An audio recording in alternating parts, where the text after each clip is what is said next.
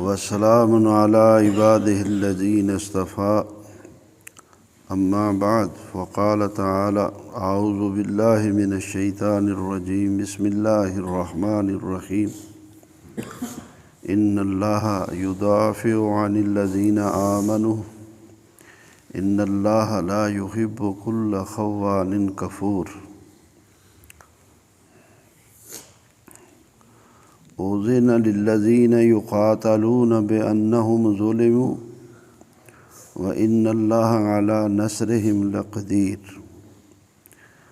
الذين أخرجوا من ديارهم بغير حق إلا أن يقولوا ربنا الله ولولا دفع الله الناس بعضهم ببعض لهدمت صوامع وبيع وصلوات ومساجد يذكر فيها اسم الله كثيرا ولينصرن الله من ينصره إن الله لقوي عزيز۔ یہ سورہ حج کی آیات ہیں۔ اللہ تعالیٰ نے فرمایا ان اللہ یدافع عن الذین آمنوا، بے شک اللہ تعالیٰ اہل ایمان پر سے اہل کفر کی ہر قسم کی اذیتیں، ان کی طرف سے اٹھنے والے جنگ و جدل، ان کی طرف سے اٹھنے والی شرارتیں اللہ تعالیٰ اپنی رحمت سے خود ہی دور فرماتا رہتا ہے۔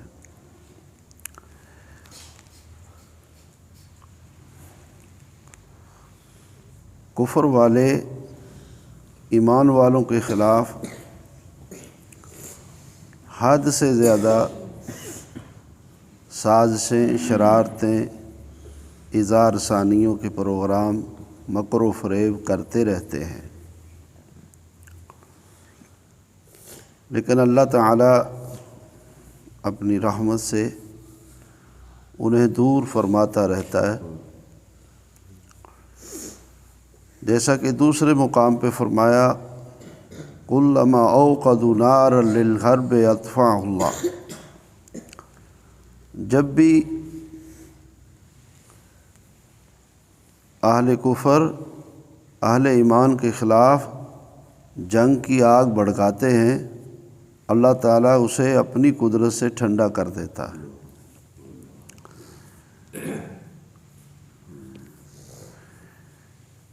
ان اللہ لا يحب كل خوان کفور، بے شک اللہ تعالیٰ کفر کرنے والوں کو، خیانتیں، بددیانتیاں کرنے والوں کو پسند نہیں کرتا۔ تو اس میں اشارہ ہے ہمدردی کے ساتھ، انسانی ہمدردی کا لحاظ کرتے ہوئے بھی کہ آخر تم اولاد آدم ہو، کفر پہ نہ رہو، ایمان کی طرف آ جاؤ تاکہ اللہ کے محبوب بن جاؤ، اللہ کے پسندیدہ بن جاؤ۔ تو چونکہ ایذا رسانی کی ابتدا وہ کافروں کی طرف سے ہوتی ہے، تو اس لیے مسلمانوں کو، اہل ایمان کو بھی اللہ کی طرف سے اجازت ہے کہ وہ بھی اپنا دفاع کریں۔ تو اللہ تعالیٰ ان لوگوں کو اجازت دیتا ہے، اہل ایمان کو بھی اوذنا اجازت دی جاتی ہے، للذین یقاتلون، ان اہل ایمان کو جن سے کافروں کی طرف سے لڑا جاتا ہے، وہ ان پہ آ کر چڑھائیاں کرتے ہیں، ان کے خلاف سازشیں کرتے ہیں، بے انہم ظلموا، تو اس لیے کہ یہ مسلمان مظلوم ہیں، تو ان مظلوموں کو بھی اس بات کی اجازت دی جاتی ہے کہ یہ بھی اپنے دفاع میں اٹھ کھڑے ہوں، اور ان کا اپنا دفاع دراصل اسلام کا دفاع ہے، دین کا دفاع ہے، کیونکہ ان کے ساتھ اہل کفر کی دشمنی، عداوت، وہ صرف ان کے مسلمان ہونے کی وجہ سے ہے۔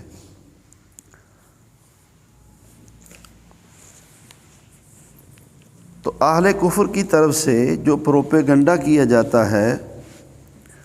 کہ دیکھو جی اسلام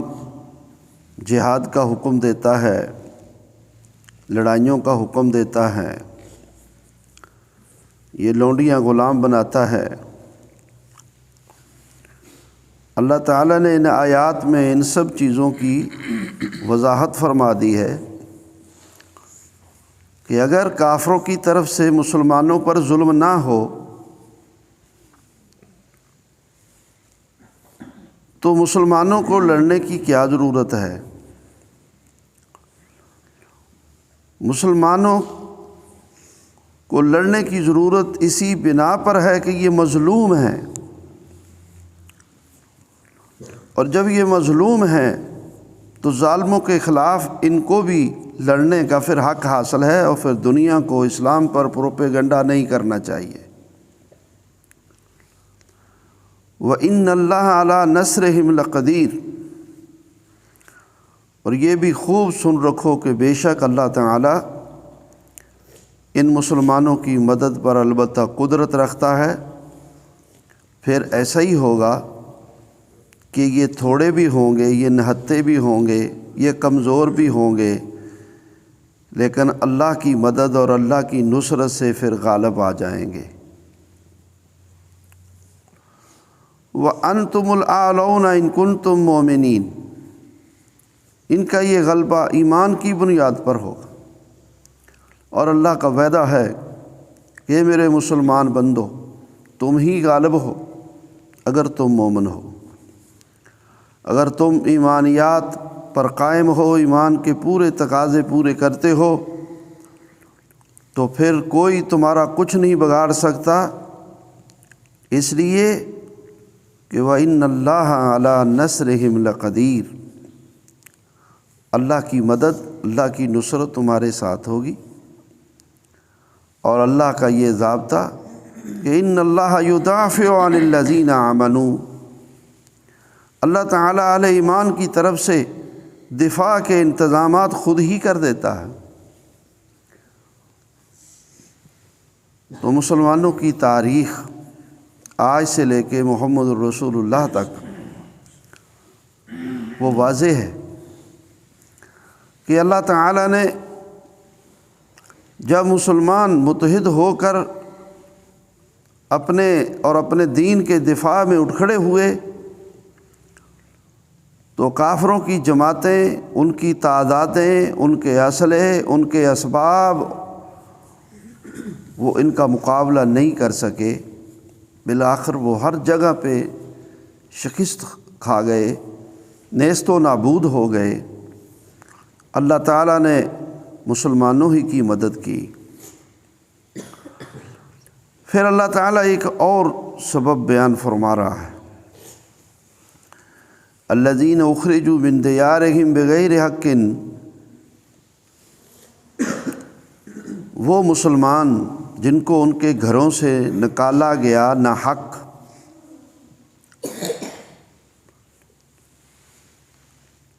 کہ یہ اہل کفر کو اللہ تعالیٰ جواب دے رہا ہے، اور آج کے دور میں ان آیات کو بہت زیادہ سمجھنے کی اور سمجھانے کی ضرورت ہے، اور اس دور کے میڈیا سے منسلک لوگوں کو ان آیات کو بہت زیادہ سمجھنے کی اور اس کے مطابق گفتگو کرنے کی ضرورت ہے کہ تاریخ کا مطالعہ کرو، بھلا کہیں کافروں نے بھی ہجرت کی ہے کہ مسلمانوں نے کافروں کو اتنا تنگ کیا ہو کہ کافر ہجرت کرنے پر مجبور ہو گئے ہو؟ جب بھی ہجرت کی مسلمانوں نے ہجرت کی، جہاں سے بھی ہجرت کی مسلمانوں نے ہجرت کی، اور جہاں سے بھی ہجرت کر رہے ہیں مسلمان ہجرت کرتے ہیں آج بھی۔ تو یہ اس بات کی دلیل ہے کہ ظالم، دہشت گرد، فسادی، جھگڑالو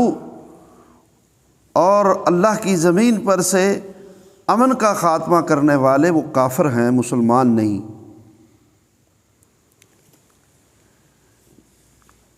مسلمانوں کو تو گھروں سے ناحق نکالا جاتا ہے، نکالا جا رہا ہے۔ الذین اخرجوا من دیارہم بغیر حق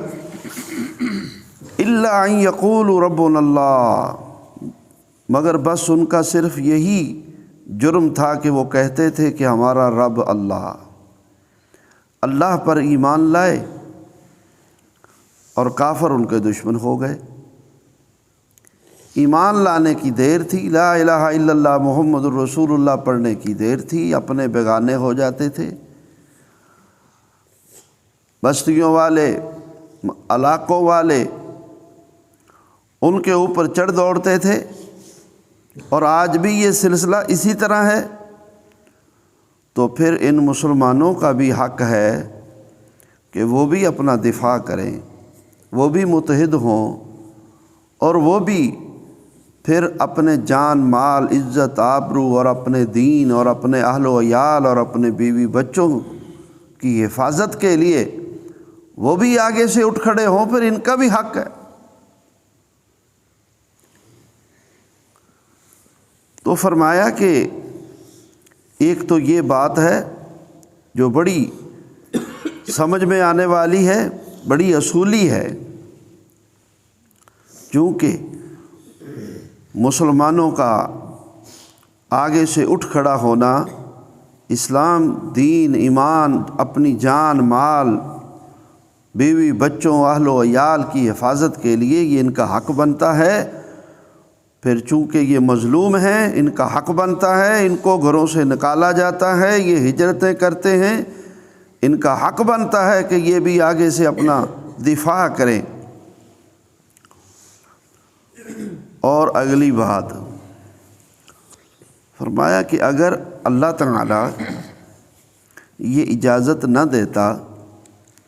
کہ ہر دور کے مسلمان بھی ہر دور کے کافروں کو روکیں اور آگے سے اٹھ کھڑے ہوں، تو پھر بھلا کیا ہوتا؟ وَلَوْلَا دَفْعُ اللَّهِ النَّاسَ بَعْضَهُمْ بِبَعْضٍ، اگر اللہ تعالیٰ اس طرح کے بعض سے بعض کا دفاع نہ کرتا، اپنی مدد مظلوموں کے ساتھ نہ کرتا اور مظلوموں کو بھی آگے سے اٹھ کھڑا ہونے کی اجازت نہ دیتا، اور وہ آگے سے دفاع نہ کرتے، تو پھر کیا ہوتا؟ لَهُدِّمَتْ صَوَامِعُ وَبِيَعٌ وَصَلَوَاتٌ وَمَسَاجِدُ يُذْكَرُ فِيهَا اسْمُ اللَّهِ كَثِيرًا۔ پھر یہ ہوتا، اب کافروں کی آگے قسمیں ہیں اسلام کے خلاف، سب ایک ہیں، یہودی ہیں، عیسائی ہیں، دیگر قومیں ہیں، اور کچھ بالکل آسمانی مذاہب کو بھی ماننے والے نہیں، ان کا کوئی ضابطہ اصول نہیں، بالکل داہریہ ہیں، کمیونسٹ ہیں۔ وہ قومیں جو کسی نہ کسی رنگ میں اللہ کو مانتی ہیں، آسمانی مذاہب کی قائل ہیں، ان کی بھی عبادت گاہیں تھیں، اور اس دور کے وہ مسلمان تھے، اور ان کے مد مقابل جو کفار تھے وہ ان پر چڑھ دوڑتے تھے، تو ان کو آگے سے لڑنے کی اجازت اور حکم دیا جاتا تھا، تو جس کے نتیجے میں ان کی عبادت گاہیں محفوظ رہیں۔ اگر اللہ تعالیٰ یہ اجازت نہ دیتا، لَهُدِّمَتْ صَوَامِعُ وَبِيَعٌ، تو پھر کیا ہوتا؟ پھر عیسائیوں کے گرجے بھی گرا دیے جاتے، یہودیوں کے معبد خانے بھی گرا دیے جاتے، و صلوات، اور دیگر قوموں کی مسجدیں اور عبادت گاہیں بھی گرا دی جاتی، و مساجد یذکر فیہا اسم اللہ کثیرا، اور اب اس اسلام میں جو مسجدیں ہیں مسلمانوں کی جن میں بہت زیادہ اللہ کا نام ذکر کیا جاتا ہے، ان کو بھی گرا دیا جاتا تو یہاں کفر کا غلبہ ہو جاتا، اور پہلے بھی ایسے ہی ہوتا، اور اس دور میں بھی قرآن کہہ رہا ہے کہ ایسے ہی ہو کہ صرف مسلمانوں کی مسجدیں اور عبادت گاہیں ہی نہیں بلکہ پھر تو تمام کی عبادت گاہیں گرا دی جائیں، کفر ہی کفر ہو جائے۔ یہ ہے مقصد جہاد فی سبیل اللہ۔ فرمایا کہ یہ تو مساجد کے دفاع کے لیے ہے، عبادت گاہوں کے دفاع کے لیے ہے، درس گاہوں کی دفاع کے لیے ہے، مسلمانوں کے دفاع کے لیے ہے، شعائر اسلام کے دفاع کے لیے ہے، تو دنیا کیوں اس پہ پروپیگنڈا کرتی ہے؟ اور یہ ضرورت کے تحت ہے، یہ ایسے ہی تو نہیں ہے۔ اسلام نے جب غلبہ پایا، نظام خلافت مضبوط ہوا، فتوحات اسلامی بڑھیں، کفر کی سرکشی ختم ہوئی، لوگوں کو زبردستی اسلام میں داخل پھر بھی نہیں کیا گیا۔ لا اکراہ فی الدین، کہا اسلام میں زبردستی نہیں ہے۔ لوگوں کو کہا جاتا تھا کہ تمہاری مرضی ہے، مسلمان ہو جاؤ، کلمہ پڑھ لو، اسلام میں داخل ہو جاؤ، نہیں تو تم مسلمانوں کی حکومت کے متحد رہو گے اور تمہارے اوپر جزیہ کا اصول ہوگا، اور تمہارے جان مال عزت آبرو کی حفاظت ہمارے ذمہ ہوگی، تمہیں کوئی کچھ نہیں کہے گا، اور تمہاری عبادت گاہیں تمہارے مذاہب کے مطابق وہ قائم رہیں گی، تم اپنے اپنے مذاہب کے مطابق تم اللہ کی عبادت کرتے رہو۔ اور مسلمانوں کے اخلاق سے، مسلمانوں کے انصاف سے، عدل سے، طرز عمل سے تاریخ بھری پڑی ہے کہ پھر وہ قومیں مسلمان ہو جاتی تھیں اور مسلمان ہوئیں، اور پھر وہ ایسی مسلمان ہوئیں کہ وہی پھر اللہ کے دین کی محافظ بنی۔ تو اسلام ایک امن کا مذہب ہے، اسلام دہشت گردی کا قائل نہیں ہے، اسلام لوگوں کو بلا وجہ قتل نہیں کرتا۔ اسلام تو وہ مذہب ہے جو کہتا ہے کہ نہ کسی معاہد کو مار سکتے ہو، نہ کسی ذمی کو مار سکتے ہو، جو مسلمانوں کی حکومت میں اقلیتیں ہیں ان کے بھی جان مال عزت آبرو کے تم محافظ ہو۔ جس قوم سے تمہارا معاہدہ امن ہو جائے تم اس کے خلاف بھی بغاوت کرتے ہوئے اس کو بھی قتل نہیں کر سکتے۔ وہ تو اس وقت ہے جب کافر کہیں نہ ہی ٹھہریں، ان کی سازشیں شرارتیں بڑھ رہی ہوں، تو بھی پھر اصول ہیں، ہر بندہ لاٹھی اٹھا کے نہیں لڑے گا۔ پھر خلیفۃ المسلمین، مسلمانوں کا سربراہ، وہ ان قوموں کو کہے گا، اسلام کی دعوت دے گا، ان کے ساتھ معاہدہ کرنے کی کوشش کرے گا، ان کو امن کی دعوت دے گا۔ جب وہ پھر بھی باز نہیں آئیں گے تو بالآخر کہا جائے گا اچھا پھر اب تمہارا ہمارا فیصلہ تلوار کرے گی، ٹھیک ہے، پھر بزدلی نہیں ہوگی، پھر کمزوری نہیں دکھائی جائے گی۔ ہر کسی کو حق حاصل ہے اپنے جان مال عزت آبرو کے لیے دفاع کرنے کا۔ چھوٹی سطح پر بھی نبی کریم صلی اللہ علیہ وسلم سے ایک صحابی پوچھتا ہے، اللہ کے نبی صلی اللہ علیہ وآلہ وسلم، اگر کوئی میرے گھر میں داخل ہو جائے اور وہ میرا مال چھینے تو میں کیا کروں؟ فرمایا اس سے لڑ اس سے، ایک طرف نہ کھڑا ہو جا کہ لے جا بھائی تو، لڑ اس سے۔ کہا یا رسول اللہ اگر وہ مجھے مار ڈالے؟ تو فرمایا پھر تو شہید ہے۔ یا رسول اللہ اگر میں اس کو مار دوں؟ تو فرمایا وہ جہنم میں گیا۔ اسلام گھر سے لے کے مملکت تک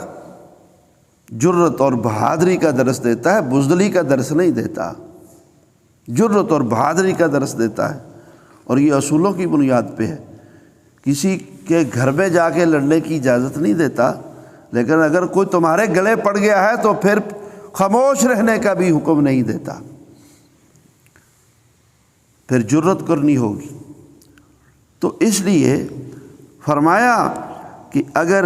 اللہ تعالیٰ مسلمانوں کو، صرف امت محمد کے مسلمانوں کو ہی نہیں، پہلے مسلمانوں کو بھی اگر اللہ تعالیٰ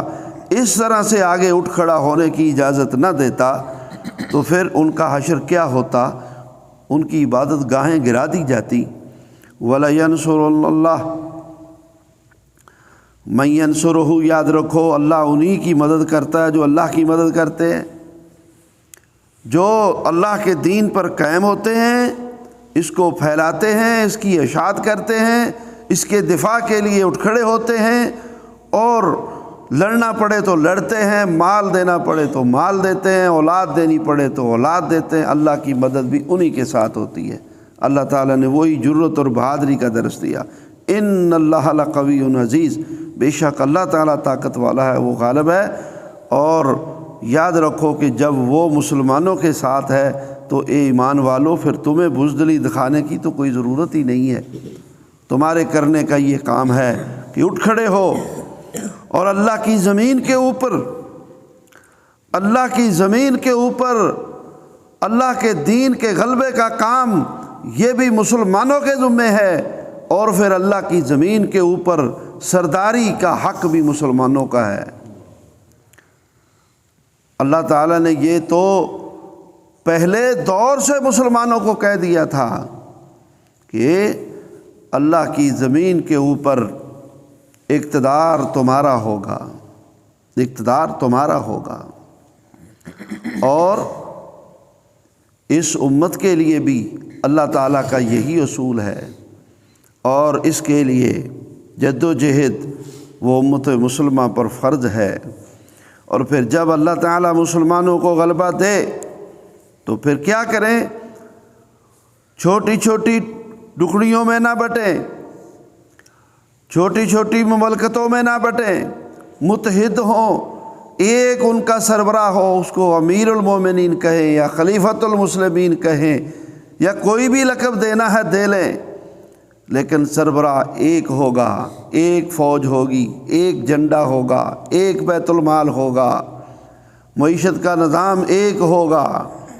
جب تک خلافت رہی، جیسی بھی رہی، کفر کامتا رہا،